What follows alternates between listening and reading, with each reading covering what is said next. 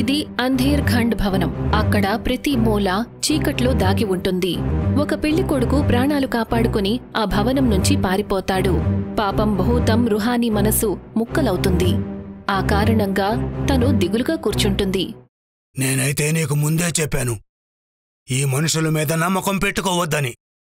నా మనసుతో ఆటలాడి వెళ్ళిపోయాడు. చూడమ్మా, నువ్వు కూడా అతని ప్రాణాలతో ఆటలాడావు కదా. చూడమ్మా, నువ్వేమీ కంగారు పడొద్దు. ఒక మంచి అబ్బాయిని చూసి నేను నీకు పెళ్లి చేస్తాను. ముగ్గురు భూతాలు వాళ్లలో వాళ్లు మాట్లాడుకుంటూ ఉంటారు. ఉన్నట్టుండి బయట బండి శబ్దం వినిపిస్తుంది.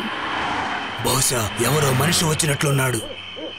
భస్మదంత్, అతని భార్య ఇంకా రుహానీ బయటికి చూస్తారు. వాళ్లకి ఒక ఆడమనిషితో పాటు కొంతమంది కూలీలు వస్తారు. ఇది కొత్త సమస్యకు సంకేతం. 10 రోజుల తరువాత నా కొడుకు లండన్ నుంచి వస్తున్నాడు. తను రావడానికి ముందే ఈ భవనానికి రెనోవేషన్ పూర్తవ్వాలి. తను ఇక్కడే ఉంటాడు. పని పూర్తయ్యాక నన్ను కలిసి డబ్బులు తీసుకోండి. అలాగే మేడం, తప్పకుండా. అది వినగానే భస్మతంత్ కోపం ఆకాశాన్ని అంటుతుంది. అతని కళ్లల్లో ఎన్నో ఏళ్ల బాధ మొదలవుతుంది. రెనోవేషన్ చేపిస్తావా? కానీ మేమే ఇక్కడుంటాము, నీ కొడుకు కాదు. కూలివాళ్లు పని మొదలు పెడతారు. కాని ఆ భవనం ఒక మామూలు చోటు కాదు. అక్కడ ప్రతి ఒక్క వస్తువులో దాగి ఉంటుంది ఒక భయం. కాసేపటి తరువాత కూలీలకు విచిత్రమైన శబ్దాలు వినిపిస్తాయి. ఒక కుర్చీ దానంతటదే కదులుతుంది. బట్టలు వాటికవే ఎగురుతాయి. నాకెందుకో ఇక్కడేదో గందరగోళంగా ఉన్నట్లు అనిపిస్తుంది. ఇక్కడికొచ్చినప్పటి నుంచి భయంకరమైన శబ్దాలు వినిపిస్తున్నాయి. ఎక్కడి నుంచి వస్తున్నాయి ఈ శబ్దాలు? నాకేమనిపిస్తుందంటే ఇక్కడి నుంచే వస్తున్నాయని. పద, వెళ్ళి చూద్దాం ఎవరున్నారో. ఎప్పుడైతే వాళ్ళు అటువైపు ముందుకు వెళ్తారో అప్పుడొక తలుపు దానికదే తెరుచుకుంటుంది. ఒక చల్లని గాలి వాళ్ల మొహాన్ని తాకుతుంది. ఇలా చూడు, తలుపు దానికదే తెరుచుకుంది. ఎందుకు భయపడుతున్నావు? గాలి కూడా తెరుచుకుని ఉండొచ్చు కదా. అప్పుడే ఒక కూలివాడి దృష్టి నేల మీద పడుతుంది. అక్కడ కాలి గుర్తులు రివర్స్లో ఉంటాయి. అలా చూడు, కాలి గుర్తులు తిరిగేసున్నాయి. లోపల దయ్యం ఉంది. ఈ దయ్యాలకు కాలి తిరిగేసుండటం వల్ల ఎంతో కష్టంగా ఉంటుంది కదా.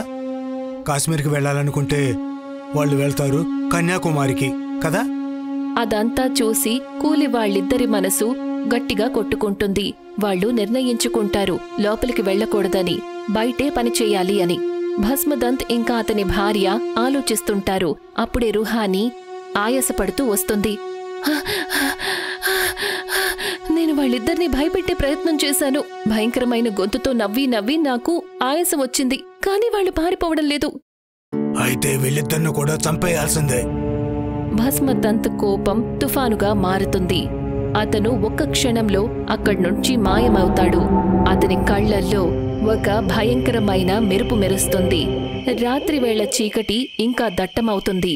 రామ్లాల్ ఇంకా శ్యామ్లాల్ పనిచేస్తూ ఉంటారు. కాని ఆ రాత్రి వాళ్లకి ఆఖరి రాత్రి కావచ్చు.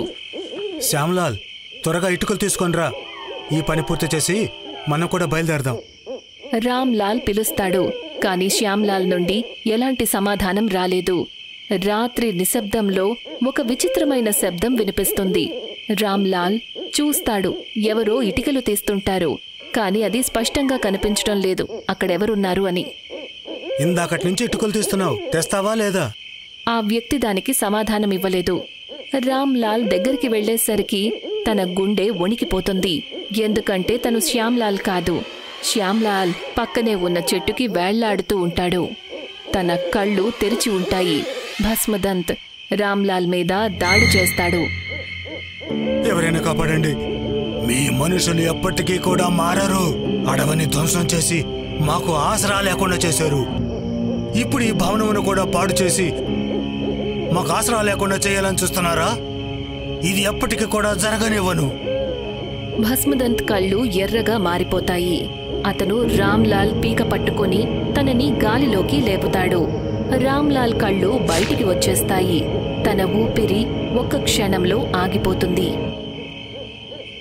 ఉదయం పూట సూర్యకిరణాలు కూడా ఆ భవనంలోని చీకటిని చీరలేవు.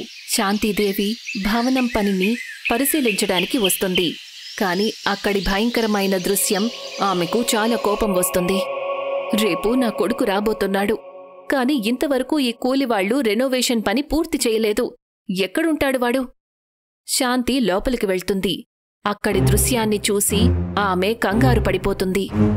కూలివాళ్లిద్దరూ చనిపోయుంటారు. వాళ్ల మొహాల మీద ఒక విచిత్రమైన గుర్తు, ఏదో ఆత్మ ఎన్నో ఏళ్ల పగ తీర్చుకున్నట్టుంటుంది. శాంతి భయపడి పోలీసులకు ఫోన్ చేస్తుంది. పోలీసులు వస్తారు. భవనమంతా కూడా పరిశీలిస్తారు. వాళ్లకి ఆ భవనంలో ఎన్నో శవాలు కనిపిస్తాయి. ఇది మీ భవనమా? ఇక్కడ చాలా మరణాలు జరిగాయి. దాని గురించి మీకు తెలియదా? నేనిక్కడ ఉండటం లేదు. ఇక్కడ భూతాలుంటున్నాయనే రూమరుంది. చాలా మంది చూశారట. రాత్రివేళ ఉన్నట్టుండి ఈ భవనం నుంచి పార్టీ శబ్దాలు వినిపిస్తాయట, లేక ఏడుపు శబ్దాలు. అందుకే నేను రావడం లేదు. మీరిక్కడికి రానప్పుడు మరిప్పుడు రెనోవేషన్ ఎందుకు చేపిస్తున్నారు? అది నా కొడుకు రేపు లండన్ నుంచి రాబోతున్నాడు. తను మొండికేశాడు నేను వస్తే భవనంలోనే ఉంటానని. అందుకే రెనోవేట్ చేయించాలనుకున్నాను. పోలీసులకి శవాల మీద ఒక విచిత్రమైన గుర్తు కనిపిస్తుంది. అవి మామూలు మరణాలు కావు. అవి